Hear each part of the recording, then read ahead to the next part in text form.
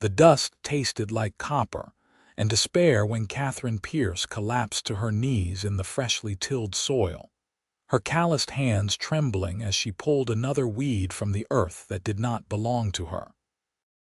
The Montana sun beat down mercilessly on her thin shoulders, her faded dress offering little protection against the elements or the gnawing hunger that had become her constant companion since her father's death 3 weeks prior. She had not eaten a proper meal in 4 days.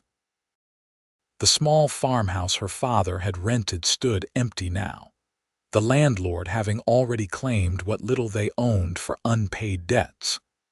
At 22 years old, Katherine found herself utterly alone in a world that had little mercy for women without means or family. The year was 1884, and Wilson, Montana was a town that moved forward with the railroad and cattle drives, leaving behind those who could not keep pace. The fence post she used to steady herself was part of the Ferguson Ranch, the largest spread in the county. Katherine had started working the eastern fields 2 days ago without permission, without agreement, hoping that if she made herself useful enough, someone might notice, might offer her something. A meal, a chance, anything to keep the darkness of starvation at bay. "Miss, you are trespassing on private property." The voice came from behind her, deep and measured. Katherine's heart seized with fear as she struggled to her feet, turning to face the man on horseback. He was tall, even sitting in the saddle, with dark hair that curled slightly at his collar and eyes the color of aged whiskey. His clothes were well-made but worn from use, the kind that spoke of means but not vanity. A cowboy's hat shaded his sun-weathered face. "I am sorry," Katherine said, her voice cracking from disuse and thirst. "I know I should not be here. I just thought if I could work the land, perhaps someone might give me food in exchange. I am a good worker. I know farming. My father taught me everything before he passed." The man dismounted with fluid grace, his boots hitting the ground with a solid thump. He was perhaps 26 or 27, with the bearing of someone accustomed to authority. "You are working my land without asking." "Yes, sir," Katherine admitted, lifting her chin despite the shame burning through her. "I am desperate. I have not eaten in days and I have nowhere to go. The bank took my father's tools. The landlord took our furniture. I have only the dress I am wearing and these hands that can work if given the chance." Philip Ferguson studied the young woman before him with an expression Katherine could not quite read.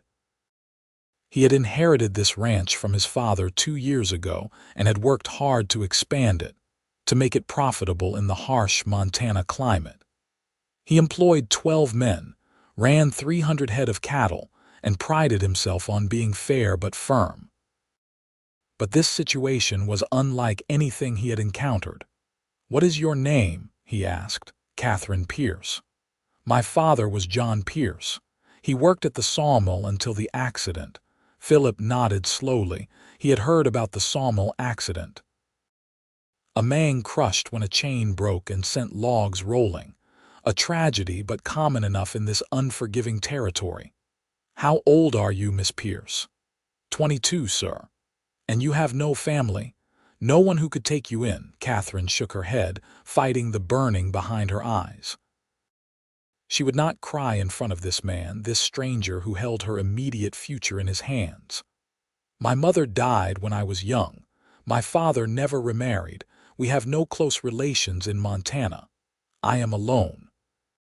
Philip removed his hat and ran a hand through his hair, a gesture that spoke of his inner conflict. The proper thing would be to send her into town, to the church perhaps, where the ladies' auxiliary might find her a position as a domestic.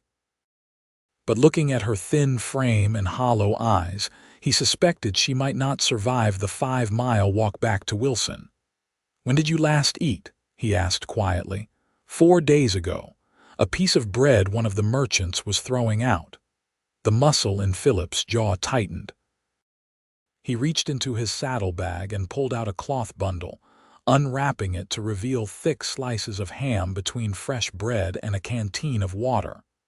"Sit down before you fall down. Eat this slowly, or you will make yourself sick." Catherine's hands shook as she accepted the food.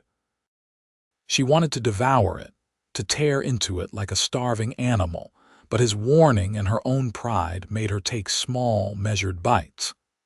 The taste of the ham and bread was so overwhelming after days of nothing that tears finally did slip down her cheeks.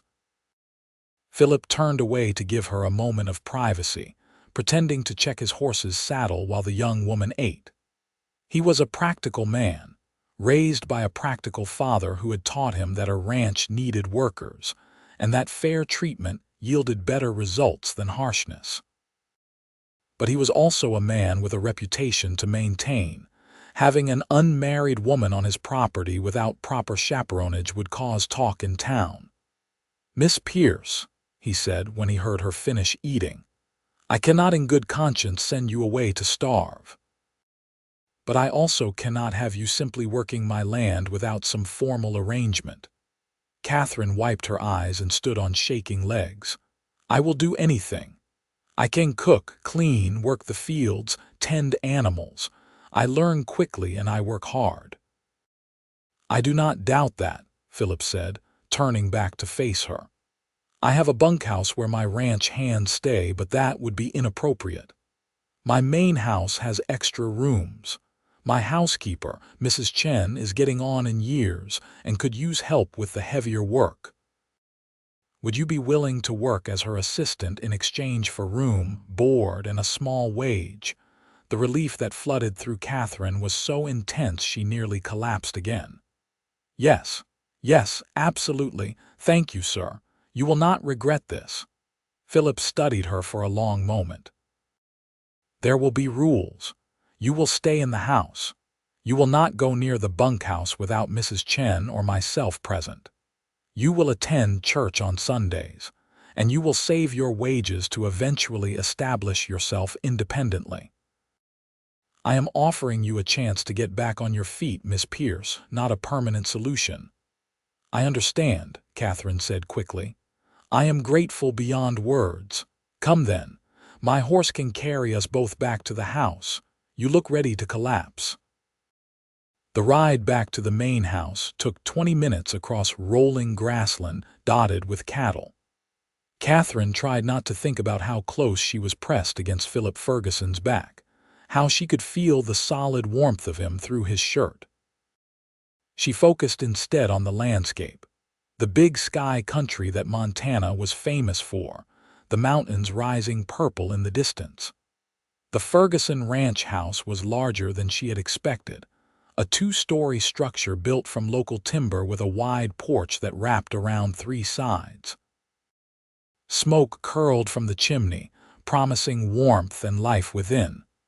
As they approached, an older Chinese woman emerged onto the porch, wiping her hands on her apron. "Mr. Philip," she called, "you are back early, and who is this?" "Mrs. Chen, this is Miss Katherine Pierce. She will be helping you with the household work." "Miss Pierce, this is Mrs. Chen, who has been with my family since I was 10 years old and keeps this entire operation running more smoothly than I ever could." Mrs. Chen's sharp eyes took in Catherine's condition immediately. "Hungry," she said, not a question but a statement, "and exhausted. Come, girl, I will draw you a bath and find you proper clothes. Mr. Philip, you should have given me warning." "It was an unexpected situation," Philip said, dismounting and helping Catherine down with gentle hands. "I will explain later. Please see to Miss Pierce's immediate needs." Mrs. Cheng clucked her tongue but nodded, taking Catherine's arm with surprising strength. "Come, you smell like you have been sleeping in fields. We will fix that." The next few hours passed in a blur for Catherine. The bath was warm and scented with soap that actually lathered. Mrs. Chen provided her with a proper dress that, while simple, was clean and whole.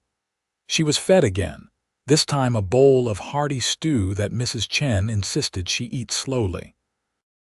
Then she was shown to a small bedroom on the second floor, clean and comfortable, with a real bed and curtains on the window. "You will start work tomorrow," Mrs. Chen said firmly. "Today you rest. You are no good to anyone if you collapse from exhaustion." Katherine wanted to protest, to prove her worth immediately, but the soft bed was calling to her with irresistible appeal. "Thank you, Mrs. Chen. I will work hard, I promise." The older woman's stern expression softened slightly. "I believe you will. Now sleep." Katherine did sleep, deeply and dreamlessly for the first time in weeks. When she woke, it was to early morning light streaming through her window and the sound of voices in the yard below. She dressed quickly in the clothes Mrs. Chen had provided and made her way downstairs, determined to begin earning her keep. The kitchen was warm and already bustling with activity. Mrs. Chen was cooking breakfast for what appeared to be a small army, and Katherine immediately went to help without being asked. "Good, Mrs. Chen said approvingly. "You know your way around a kitchen. Start slicing that bread. The men will be in soon." The ranch hands filed in just as the food was ready, a group of weathered men who spoke little and ate quickly. Philip was among them, though he sat at the head of the table in what was clearly his customary place. His eyes met Katherine's briefly as she helped serve, and he gave a slight nod of acknowledgement. After the men had eaten and gone back to their work, Katherine helped Mrs. Cheng clean up. The older woman showed her around the house, explaining the daily routines and expectations. The work was hard but honest, and Katherine threw herself into it with determination. Days turned into weeks. Katherine scrubbed floors, washed clothes, helped with cooking, and slowly began to feel human again. She gained weight, her cheeks filling out and color returning to her skin. Mrs. Chen was a demanding but fair teacher, and Katherine learned quickly. Philip Ferguson remained a somewhat distant figure during those early weeks.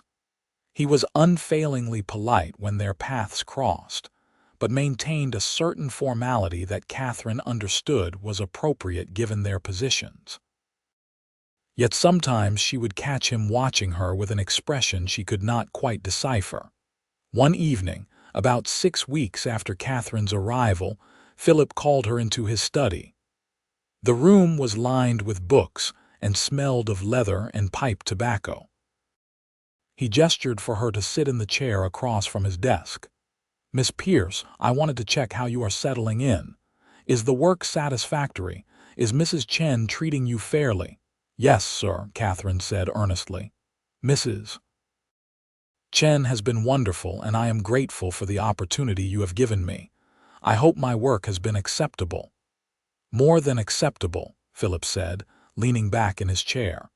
"Mrs. Chen has actually praised you, which is rare. She says you work harder than any girl she has trained." Katherine felt heat rise in her cheeks at the compliment. "I am just trying to earn my keep." "You are earning more than that," Philip said quietly. "Miss Pierce, I want you to know that you deserve more than just working for your food and shelter. You are an educated woman, well-spoken, clearly raised properly. This situation you found yourself in was not of your making."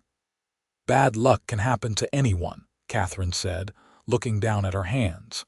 "Yes, but not everyone handles it with the dignity you have shown." Philip paused, seeming to choose his words carefully. "I have been thinking. My original plan was for you to save wages until you could establish yourself elsewhere. But I wonder if that is truly the best solution. You have proven yourself valuable here. Would you consider staying on more permanently?" Katherine's heart skipped. "I would like that very much, Mr. Ferguson, if you and Mrs. Chen would have me." "We would," Philip said, and there was something in his voice that made Katherine look up. Their eyes met, and for a moment the formality between them seemed to waver. Then Philip cleared his throat and looked away. "That is settled then. I will have the lawyer draw up proper employment papers. You should have security in your position. Thank you, sir. As Katherine left the study, she found her heart racing in a way that had nothing to do with gratitude for employment. Over the weeks, she had grown to admire Philip Ferguson.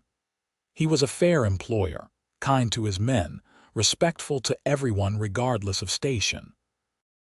She had watched him work alongside his ranch hands, never asking them to do anything he would not do himself. She had seen his gentleness with animals, his patience with problems, his quiet strength.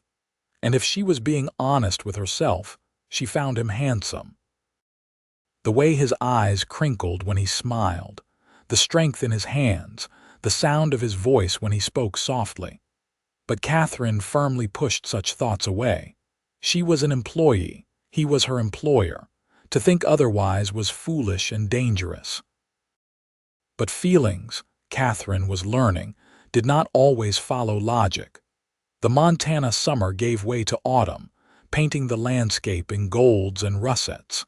Katherine had been at the Ferguson ranch for 4 months now and had fully integrated into the household routine. She and Mrs. Chen worked together like a well-oiled machine, and Katherine had even begun helping with the ranch books, as her neat handwriting and quick mind for figures impressed Philip. It was during one of these evening book sessions that things began to shift between them. They were sitting in the study, Katherine carefully recording the day's transactions while Philip reviewed the monthly expenses. The lamp cast a warm glow, and outside, rain pattered against the windows. "Your handwriting is beautiful," Philip remarked, looking over her shoulder at the ledger. "Much better than my scratching," Katherine smiled. "My father insisted I learn properly. He said education was the one thing that could never be taken from a person. He was right. He must have been a good man." "He was," Katherine said softly. "He worked hard all his life." "It seems unfair that one accident could erase all of that, leave nothing behind." Philip pulled up a chair beside her, closer than was strictly necessary. "He left you behind. That is not nothing." "I suppose that is true." Katherine turned to look at him and found his face much closer than she had realized. She could see the flecks of gold in his brown eyes, the small scar on his chin. "Katherine," he said, and it was the first time he had used her given name without the formal miss. "I need to tell you something." "Yes," her voice came out barely above a whisper. "These past months have been—" He paused, seeming to struggle with words in a way she had never seen from him. "Having you here has changed things. The house feels different, warmer. And I find myself looking for excuses to be near you, to talk with you. That is not appropriate given our arrangement, I know, but I cannot seem to help it." Katherine's heart was pounding so hard she was certain he must hear it. "Mr. Ferguson, Philip," he interrupted. "Please call me Philip." "Philip," she repeated, the name feeling both strange and right on her tongue. "I have felt the same. I tried not to.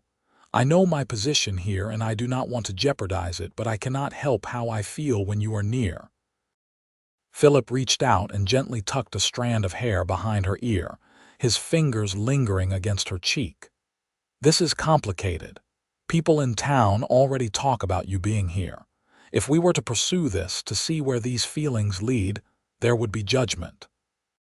"When has there ever been a time in my life without judgment?" Katherine asked with a slight smile. "I am willing to face it if you are." "I am," Philip said firmly.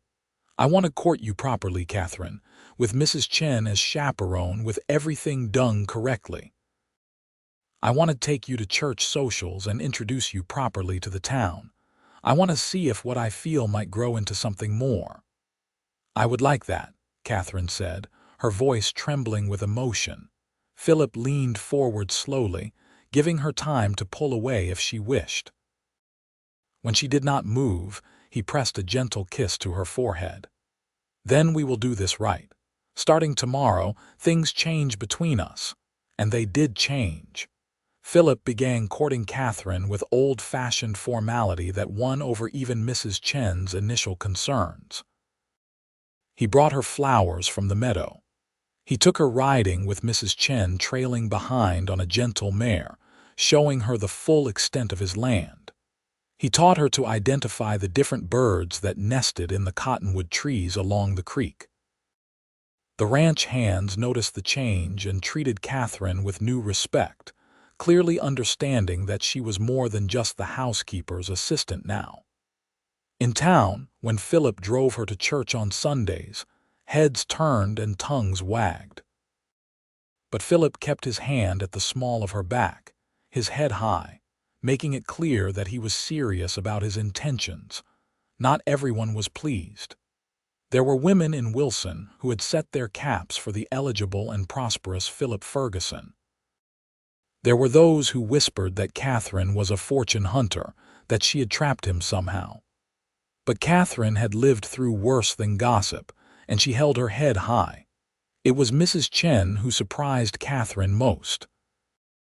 One evening, as they were preparing dinner, the older woman spoke quietly. "You love him." Catherine nearly dropped the potato she was peeling. "Mrs. Chen, it is all right," Mrs. Chen said. "I see the way you look at each other. I was young once too, hard as that may be to believe.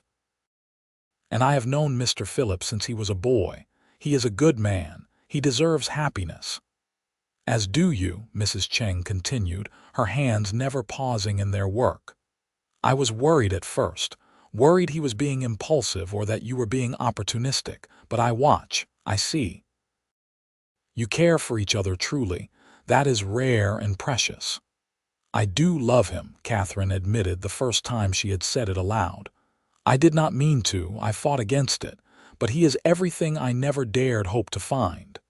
"Then be brave enough to keep it," Mrs. Chen advised.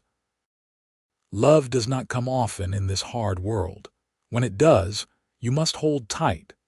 Winter came to Montana with fierce determination. Snow piled high around the ranch house, and the work changed to match the season. The cattle had to be fed and checked despite the weather. Firewood had to be split and stacked. The house had to be kept warm against the brutal cold. Philip taught Catherine to shoot, saying every woman in Montana should know how to handle a rifle.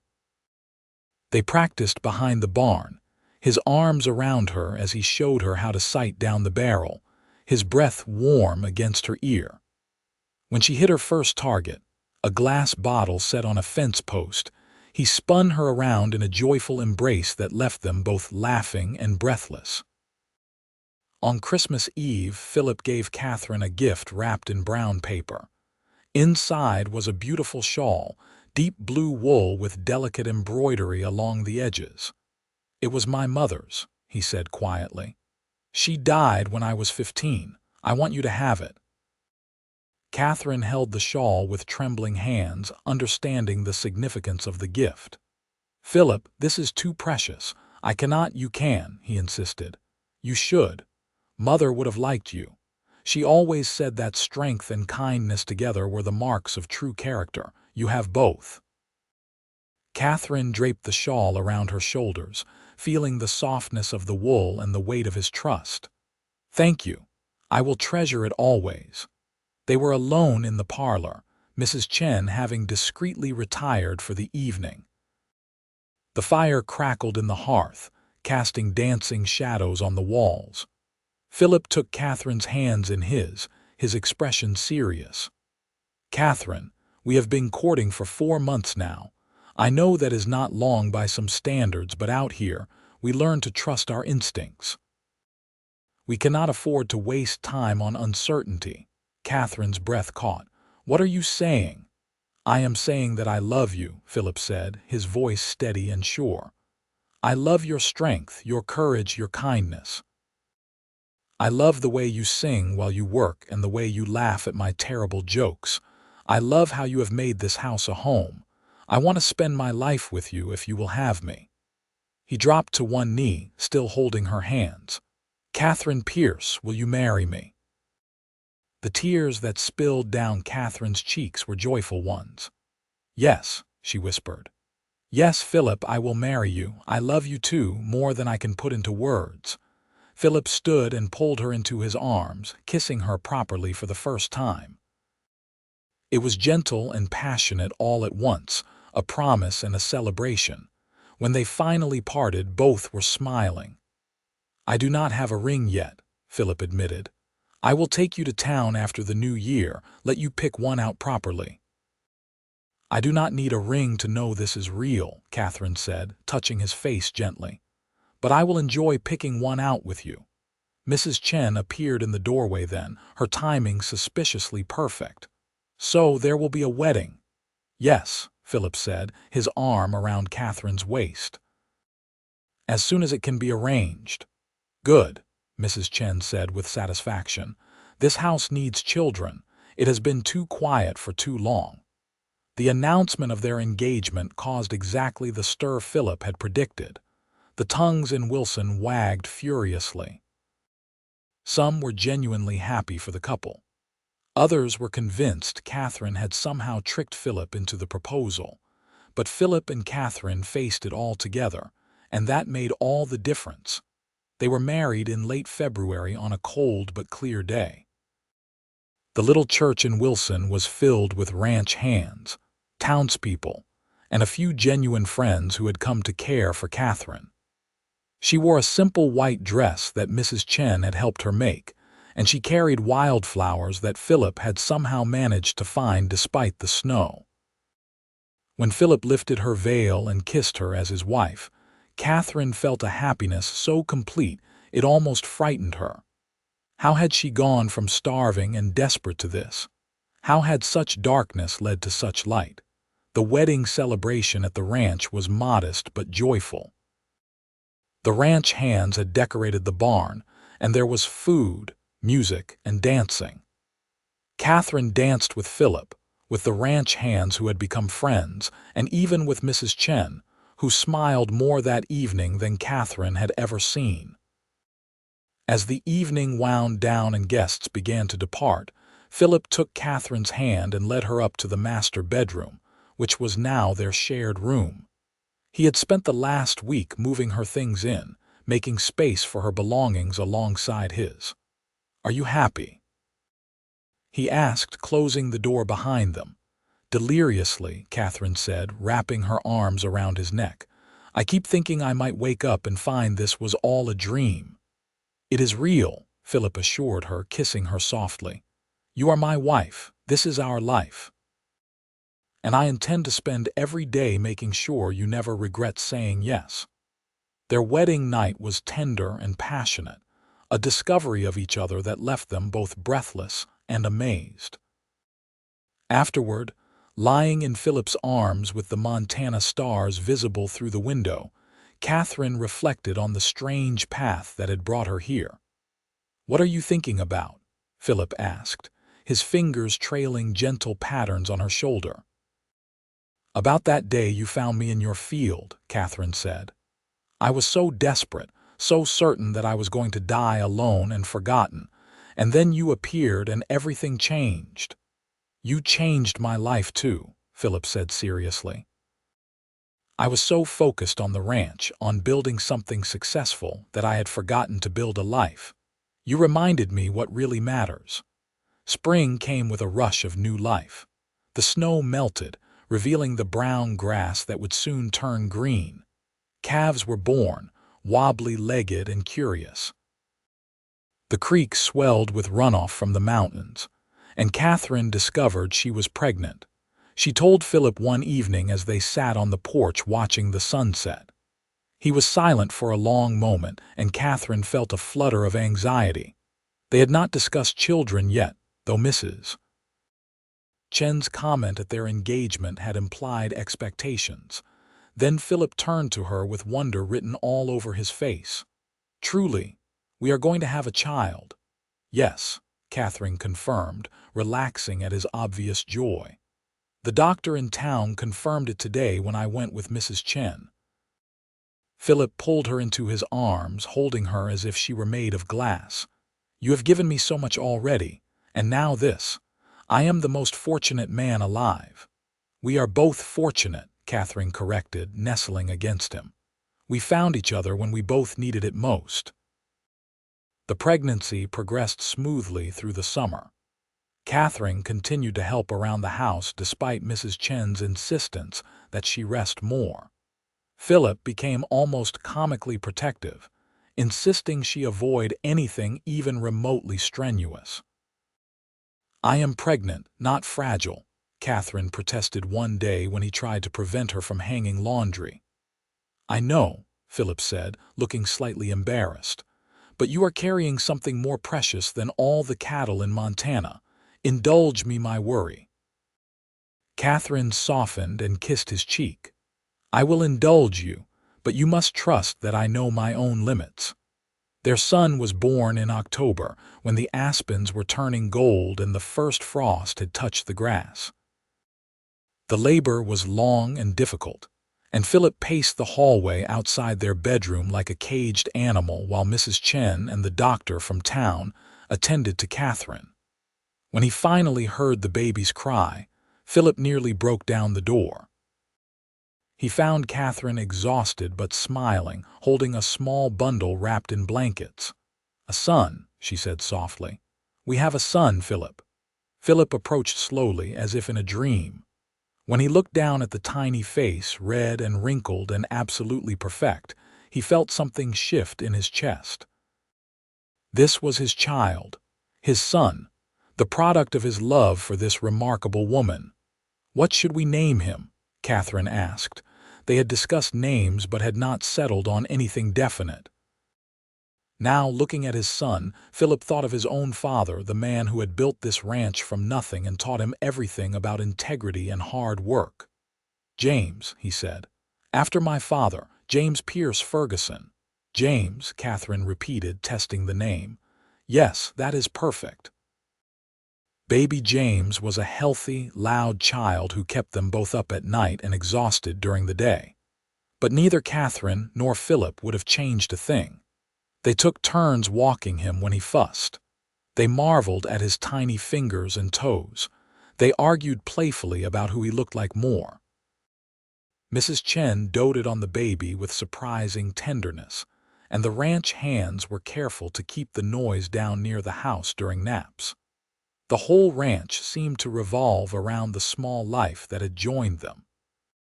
When James was 6 months old and spring was returning once more, Katherine and Philip sat on the porch one evening, the baby asleep in Katherine's arms. "You ever think about that day?" Philip asked. "When I found you in the field?" "All the time," Katherine admitted. "I was so desperate. I thought I was worthless, that I had nothing to offer. I was willing to work your land just for scraps. And I told you that you deserved more than that," Philip said, remembering his words from that day. "I was right. You deserved everything. A home, security, love, family. You deserved it all." "We both deserved it," Katherine said. "Sometimes I think we found each other at exactly the right moment. Any earlier and we would not have been ready. Any later and the opportunity might have passed." Philip reached over and took her free hand. "I believe that some things are meant to be. Our meeting, our marriage, James, this life we have built together." "Then I am grateful for fate," Katherine said, leaning her head on his shoulder. "And for you, for seeing past my circumstances to who I really was." "I saw a woman of strength and dignity who refused to give up even when everything seemed hopeless," Philip said. "How could I not fall in love with that?" They sat in comfortable silence, watching the sun set over the land they called home. The ranch was prospering, the cattle herd had grown, and they had hired 2 more hands to help with the expanding operation. But more than the material success, they had built something that mattered. A family, a partnership, a love that had weathered judgment and hardship and emerged stronger. James stirred in Katherine's arms and opened his eyes, blinking up at his parents with that unfocused newborn gaze that would soon sharpen into awareness. Philip reached over and stroked his son's cheek with one gentle finger. "We are going to give him a good life," Philip said. "Teach him to be fair and kind and strong, like his mother. And his father, Katherine added. He has good examples to learn from. As James grew from baby to toddler, Katherine and Philip's love deepened and matured. They faced challenges, as all couples do. There were hard winters when the cattle suffered. There were years when the market prices dropped and money was tight. There were disagreements about how to run the ranch, how to raise James, what risks were worth taking. But they faced everything together with honesty and respect. Philip never forgot that Katherine was his partner, not his subordinate. Katherine never took for granted the security and love Philip provided. They worked as a team, and that made all the difference. When James was 3, Katherine discovered she was pregnant again. This time Philip was calmer, though no less excited. He had been through it once and knew what to expect. Their second child, a daughter they named Emily, was born on a warm summer day and had her mother's dark hair and her father's brown eyes. The ranch continued to grow and prosper. Philip expanded into breeding horses as well as cattle, and Katherine's head for figures made her invaluable in managing the business side of things. They built an addition onto the house, adding more bedrooms for the growing family and a proper office where Katherine could work on the books. Mrs. Chen eventually retired from the heaviest work, but she remained part of the household, doting on the children and offering advice when asked. She had become family in every way that mattered. On James's 10th birthday, Philip took his son out to the eastern fields, the same place where he had found Katherine all those years ago. The field was now planted with wheat, golden and waving in the breeze. "I want to tell you a story," Philip said to his son, "about how I met your mother." James listened with rapt attention, as his father described finding Katherine working the land without permission, desperate and starving but refusing to give up. He told him about offering her a job, about falling in love, about building the life they now enjoyed. "Your mother is the strongest person I know," Philip concluded. "She faced impossible circumstances and kept going. That is true courage, James. Remember that. Strength is not about never falling down. It is about getting back up." "I want to be like Mother," James said seriously. "And like you too, Father." "Then be kind," Philip said. "Be fair. Treat people with dignity regardless of their circumstances. Your mother taught me that people deserve respect and opportunity, not judgment." That evening, the family gathered for James's birthday celebration. Emily, now 7 years old, had helped decorate. Mrs. Chen had made her famous cake. The ranch hands had been invited, and the house was full of laughter and warmth. Katherine watched her family with a heart full of gratitude. She thought about the desperate woman she had been 15 years ago, certain that death was the only future she could expect. She thought about Philip's kindness, his recognition that she deserved more than just survival. After the guests had left and the children were in bed, Katherine and Philip walked out to the porch, their customary end to the day. The Montana sky was vast and star-filled, the air carrying the scent of wheat and grass. "Happy?" Philip asked, pulling Katherine close. "Beyond measure," she replied. "Sometimes I still cannot believe this is my life, that I get to wake up every morning next to you, raise our children, work this land that once felt so foreign." "It was always your land," Philip said, "from that first day when I found you working it. I just did not know it yet." Katherine smiled and turned in his arms to face him. "You gave me everything, a home, a family, a purpose. You saw value in me when I could not see it in myself." "We gave each other everything," Philip corrected. "I was existing before you came. Building a ranch but not a life. You made me see what truly mattered." They kissed, a long, sweet kiss that still held the passion of their early days but also carried the depth of years together. When they parted, Katherine rested her head against Philip's chest, listening to the steady beat of his heart. You remember what you said to me that first day? Katherine asked. After I told you I was working your land for food. I said you deserved more than that, Philip recalled. And I meant it. I saw a woman of worth whose circumstances had beaten down but not broken. You were right, Katherine said. I did deserve more. We both did. And somehow we found it in each other. The years continued to pass, bringing with them the usual mix of joy and sorrow. James grew into a fine young man, serious and hardworking like his father but with his mother's quick mind. Emily was spirited and clever, keeping her parents on their toes. They had one more child, a son named Thomas, when Katherine was 35 and Philip was 39. Philip's hair started to gray at the temples, and Katherine found laugh lines forming around her eyes. But they aged together gracefully, their love a constant in a changing world. The ranch was now one of the most successful in the territory, known for quality cattle and horses and for the fair treatment of workers. Katherine never forgot her roots. She made sure to hire people down on their luck, to give chances to those who needed them. She worked with the church to establish a fund for families facing hardship. She wanted to be for others what Philip had been for her, a lifeline when everything seemed hopeless. On their 20th wedding anniversary, Philip took Katherine back to the eastern field where they had first met.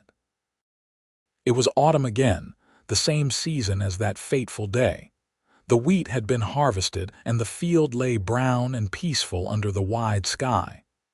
I stood right here, Katherine said, pointing to a spot near the fence. I was pulling weeds, trying to make myself useful. I had not eaten in days and I was so weak I could barely stand. And I rode up on Ranger, Philip continued, gesturing. I was angry at first. Someone was trespassing on my land. But then I saw your face and something shifted. I knew I could not just send you away. You offered me food, Katherine said softly. Ham and bread and water. It was the best meal I had ever tasted because it came with kindness. You were working my land for food, Philip said, echoing the words from that day. And I told you that you deserved more than that. I am glad I followed through, glad I offered you a real chance. And I am glad I was brave enough to take it, Katherine said. It would have been easy to refuse out of pride, but I was desperate enough to accept help. Sometimes I think that desperation saved my life. Philip pulled her close, and they stood in the field that had brought them together, watching the sun set over the land they had worked and loved for 2 decades. I would do it all again, Philip said. Every moment, every challenge, every joy. All of it exactly the same because it brought us here. As would I, Katherine agreed, even the hard parts, even the pain of loss and struggle, because it led to this, to us, to the family we have built. They returned to the house hand in hand, passing the barn where ranch hands were finishing evening chores, crossing the yard where their children had played and grown. The house itself glowed with lamplight, warm and welcoming, a beacon of home. Inside, the family was gathering for dinner. James, now a young man of 20, was discussing his plans to expand the horse breeding program. Emily, 17 and sharp as a tack, was arguing some political point with her grandmother, Mrs. Chen. Young Thomas, 10 years old, was setting the table with careful concentration. This was what they had built. Not just a successful ranch, though it was that. Not just wealth and security, though they had achieved those too. They had built a family rooted in love and respect. A home where everyone was valued. A legacy of fairness and kindness. After dinner, when the children had scattered to their evening activities, Katherine and Philip found their customary spot on the porch. The autumn air was crisp, carrying the promise of winter, and Katherine wrapped her mother-in-law's blue shawl around her shoulders. She wore it often, this tangible connection to the Ferguson family history. You ever wonder what would have happened if you had sent me away that day? Katherine asked. "If you had just told me to leave and never come back." Philip considered the question seriously. "I think about it sometimes. I probably would have continued running the ranch, maybe eventually married someone suitable, had a different life. But it would not have been this life. It would not have been as rich or as meaningful." "I probably would have died," Katherine said bluntly. "I was that close to the edge. Another few days without food and I would not have had the strength to go on." Philip's arm tightened around her. "Then I am doubly glad I listened to my instincts that day. The thought of a world without you in it is unbearable." "The feeling is mutual," Katherine said, tilting her face up for a kiss. Their children grew and eventually began families of their own. James married a schoolteacher from town, a sensible woman named Sarah who fit into the ranch life perfectly. They gave Philip and Katherine their first grandchildren, twin boys who were holy terrors and absolute joys. Emily went to university in the East, shocking some in Wilson but making her parents proud. She returned with a degree and a husband, a lawyer who shared her passion for justice. They settled in town, and Emily became active in advocating for women's rights and better working conditions. Thomas took after his father, loving the ranch and the physical work it required. He showed a particular aptitude for training horses, and eventually took over that aspect of the business entirely. Philip and Katherine slowly stepped back from the day-to-day operations, trusting their children to carry on what they had built. They spent more time traveling, seeing parts of the country they had never visited. But they always returned to the ranch, to the Montana land that had witnessed their love story. Mrs. Chen passed away peacefully in her sleep at the age of 85, surrounded by the family that had become hers. Her funeral was attended by people from all over the county, testament to the impact she had made. Katherine mourned her like a mother, grateful for the wisdom and support she had provided through the years. On their 30th anniversary, Philip surprised Katherine with a special gift. He had commissioned a painting of the eastern field, the one where they had met. The artist had captured it in autumn light, golden and peaceful, with two figures in the distance, a man on horseback and a woman kneeling in the soil. "So we never forget where we started," Philip said as Katherine wiped tears from her eyes. "As if I could ever forget," Katherine said, touching the painting gently. "That day changed everything. You changed everything." "We changed each other," Philip insisted, as he always did when Katherine tried to give him sole credit. "That is what love does. It transforms both people." They hung the painting in the parlor, where it became a conversation piece and a reminder. Their grandchildren would ask about it, and Philip and Katherine would tell the story of how they met, how love had grown from desperation and kindness. As they grew older, Philip and Katherine's love became something of legend in Wilson. They were the couple who had defied convention, who had built something lasting from unlikely beginnings. Young people would point to them as proof that true love existed. Cynics would soften when they saw how Philip still opened doors for Katherine, how she still lit up when he entered a room. They were in their 60s when Philip's health began to decline. Nothing dramatic, just the slow wearing down of a body that had worked hard for many years. He moved slower, tired more easily. Katherine watched with a mixture of concern and determination, adjusting their life to match his capabilities. "I am not an invalid," Philip protested when Katherine tried to keep him from saddling his own horse one morning. "I know," Katherine said patiently. "But there is no shame in accepting help. You taught me that, remember? When I was too proud to take food from a stranger," Philip smiled ruefully. "Using my own lessons against me. That is playing dirty." "That is playing smart," Katherine corrected. "Let James handle the writing today. You and I can work on the books together." They settled into a new rhythm, one that accommodated Philip's limitations while still keeping him active and engaged.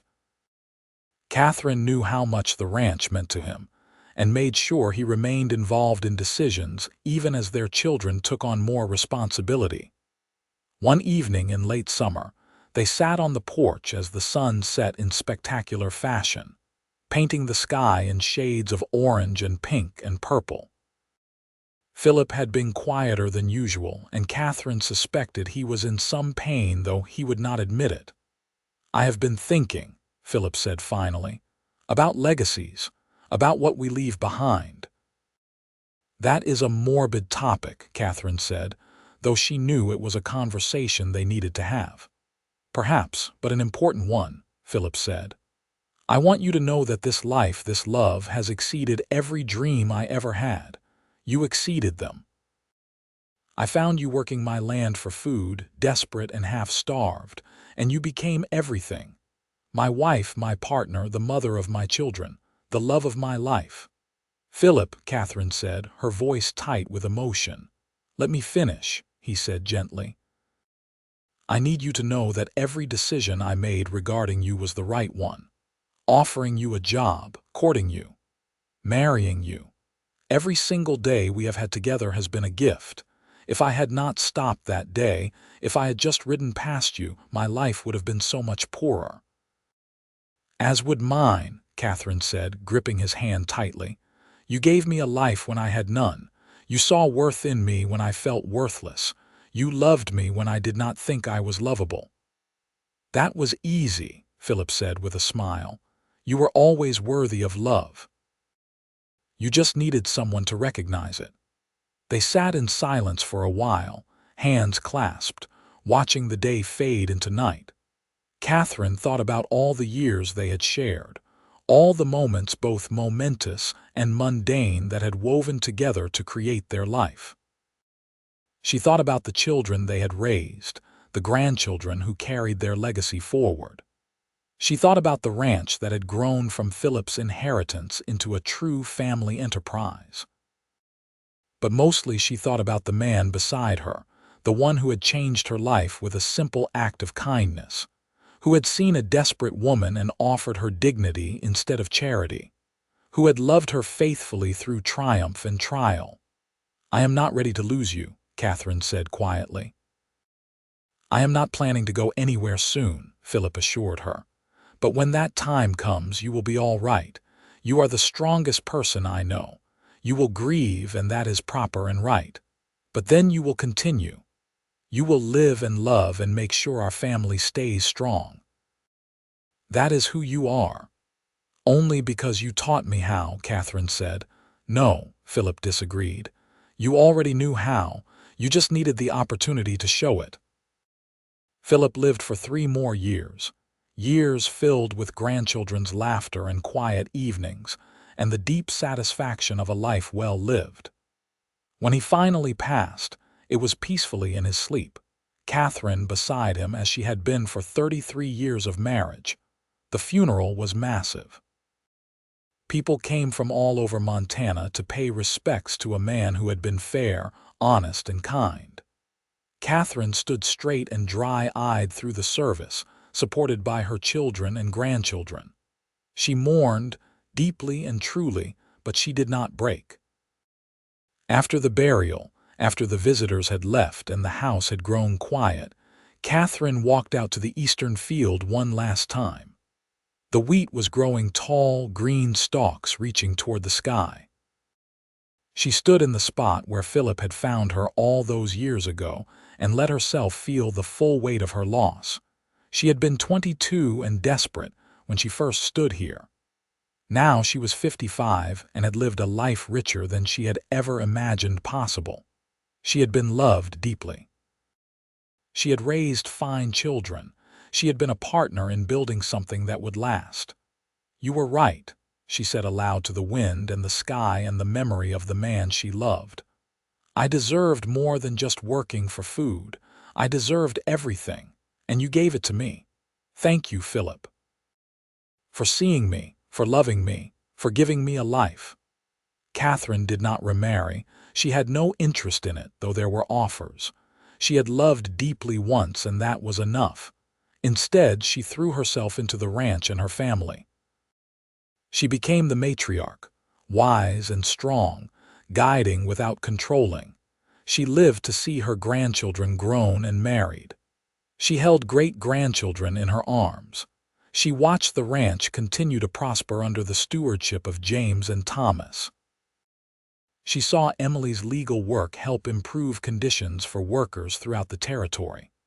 On her 70th birthday, surrounded by the family that had sprung from her union with Philip, Katherine stood to make a toast. "I want to tell you all a story," she began, "about a desperate young woman and a kind cowboy, about how sometimes the worst moments of our lives can lead to the best, about how love can grow from the smallest seeds if tended with care." She told them about that day in the field, about Philip's offer, about working for her keep and falling in love. She told them about building a life together, about facing hardship and celebrating joy. She told them about the values Philip had lived by and tried to instill in their children. "Your grandfather told me I deserved more than working land for food," Katherine concluded. "He was right. But here is what I have learned in 70 years of life. We all deserve more than just survival. We deserve dignity. We deserve respect. We deserve the chance to show what we are capable of when given opportunity. Those are the values this family was built on. Those are the values I hope you will carry forward." The family cheered and toasted, and Katherine felt Philip's presence as surely as if he were standing beside her. The legacy they had built together would continue. The love they had shared would ripple forward through generations. Katherine Pierce Ferguson lived to the age of 78, remaining sharp and engaged until the very end. She passed away in her sleep, in the bed she had shared with Philip, in the house that had been her sanctuary. Her children were with her, and her last words were a smile and a whisper. "I am ready. He is waiting for me." She was buried beside Philip on the hill overlooking the eastern field. The headstone was simple but perfect. Katherine Pierce Ferguson. Beloved wife, mother, grandmother, she worked the land and found love. The ranch continued under family stewardship, generation after generation. The story of how Katherine and Philip met became family legend, told to each new child as they grew old enough to understand. The painting of the eastern field remained in the parlor, a reminder of where it all began. The eastern field itself was eventually retired from planting, allowed to return to native grasses. A bench was placed there, where family members could sit and reflect. Young couples in the family would sometimes walk there, holding hands, talking about building futures together. Because that was the true legacy of Katherine and Philip, not the land or the money or the success, though those things mattered. The true legacy was the belief that everyone deserves dignity and opportunity. That kindness costs nothing but can change everything. That love, when built on respect and partnership, can weather any storm. The desperate woman who worked land for food had become the foundation of a family that valued compassion and fairness. The cowboy who said she deserved more had been absolutely right. And together, they had built something that would last far longer than any single lifetime. In the end, that eastern field where everything began stood as testament to the truth that sometimes the most unlikely beginnings lead to the most extraordinary lives. That one moment of kindness can ripple forward through time, changing not just 2 lives but countless others. That love, real and true and deep, is always worth the risk. And on quiet Montana evenings, when the wind blows across the grassland and the sun sets in spectacular fashion, some say you can still feel the echo of that first meeting. A desperate woman and a kind man, finding in each other exactly what they needed. Building from nothing a love that would transcend time. creating a legacy measured not in acres or cattle, but in generations of family who knew the value of seeing worth in others. That was the story of Katherine and Philip Ferguson. A story that proved that everyone deserves more than just survival. That sometimes the person who saves you is the one you end up saving in return. That true partnership means lifting each other up, day after day, year after year. And that love, when given the chance to grow, can bloom even in the hardest soil, becoming something beautiful and lasting and true.